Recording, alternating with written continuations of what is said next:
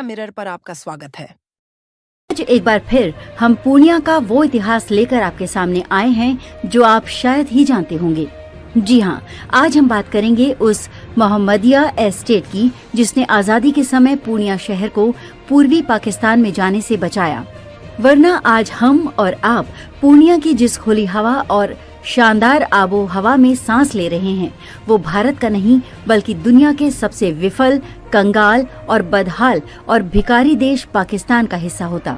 दरअसल पूर्णिया शहर मुख्यालय से करीब 16 किलोमीटर दूर आज जो मोहम्मदिया गांव है वो कुछ दशकों पहले मोहम्मदिया एस्टेट हुआ करता था, जिसकी ड्योढ़ी इतनी बड़ी थी कि उसी के अंदर मदरसा, अस्पताल और पुस्तकालय सब कुछ हुआ करता था। पूर्णिया पाकिस्तान में जाने से कैसे बचा उसकी कहानी बेहद दिलचस्प है जो हम आपको आगे बताएंगे।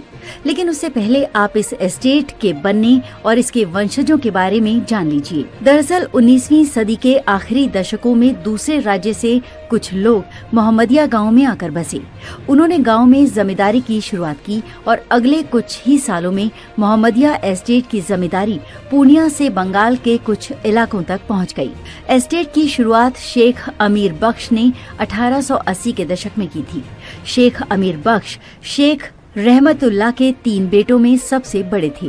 कहा जाता है कि उनके पूर्वज गुजरात से बिहार के पूर्णिया आए थे और फिर यहीं बस गए। मोहम्मदिया गांव में आज एस्टेट की यादों के तौर पर करीब 150 साल पुरानी मस्जिद है।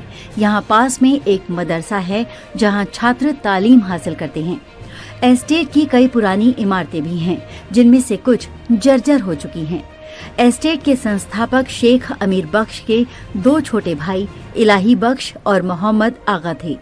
एस्टेट के इतिहास को लेकर मोहम्मद आगा के परपोते शम्स तबरेज बताते हैं कि मोहम्मदिया आने से पहले उनके पूर्वज पास के कुनैली गांव में आए थे। कुछ समय बाद वो मोहम्मद गांव में आकर बस गए। एस्टेट में जो पहला निर्माण हुआ वो मस्जिद थी। यहाँ घर से पहले मस्जिद का निर्माण कराया गया था।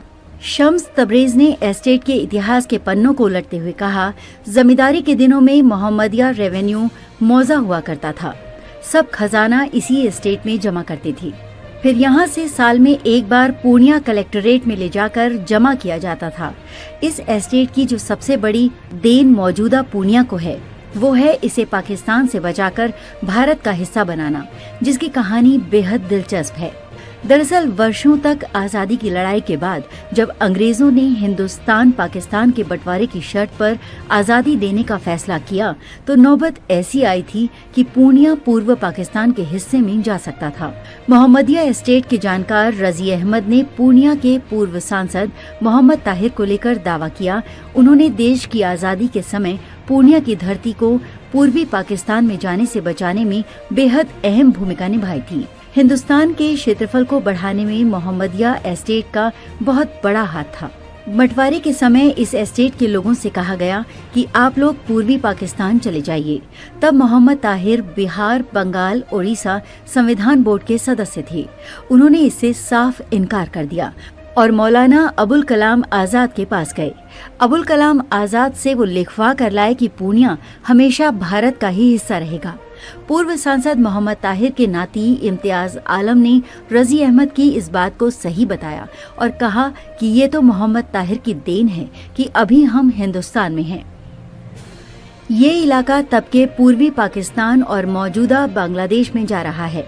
तभी ताहिर साहब ने पार्लियामेंट में ये बात रखी कि इसको भारत में रखा जाए, तो इसे भारत का अखंड हिस्सा रखा गया। आजादी के 4 साल बाद यानी कि 1951 में भारत के संविधान के पहले संशोधन में अनुच्छेद 19 और अनुच्छेद 31 के पास होते ही राज्यों द्वारा जमींदारी प्रथा को खत्म करने के लिए कानून बनाने का रास्ता साफ हो गया था। साल 1952 में सुप्रीम कोर्ट ने बिहार भूमि सुधार अधिनियम 1950 को सही ठहराते हुए लागू करने की अनुमति दी, जिसके बाद जमींदारी खत्म पर मोहम्मदिया एस्टेट इतिहास के पन्नों में दर्ज हो गया। आजादी के बाद मोहम्मदिया एस्टेट के मालिक मोहम्मद आगा के पोते हसीबुर रहमान राजनेता बने और 1962 से 1977 तक 22 विधानसभा क्षेत्र से विधायक रहे। मोहम्मद आगा के परपोते शम्स तबरेज ने बताया कि हसीबुर रहमान कानून मंत्री भी रहे। 1980 के बाद से मोहम्मदिया एस्टेट की राजनीति के मैदान में सक्रियता कम होती गई। हालांकि इस एस्टेट के फंड ने कई लोगों को उस वक्त पढ़ाई करने में मदद दी, जिनमें कई बड़े नाम उभर कर सामने आए।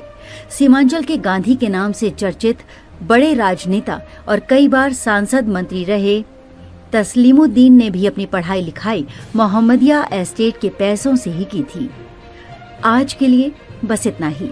अगर आपको ये वीडियो पसंद आया तो इसे लाइक करें, शेयर करें, कमेंट करें। चैनल को सब्सक्राइब करना ना भूलें।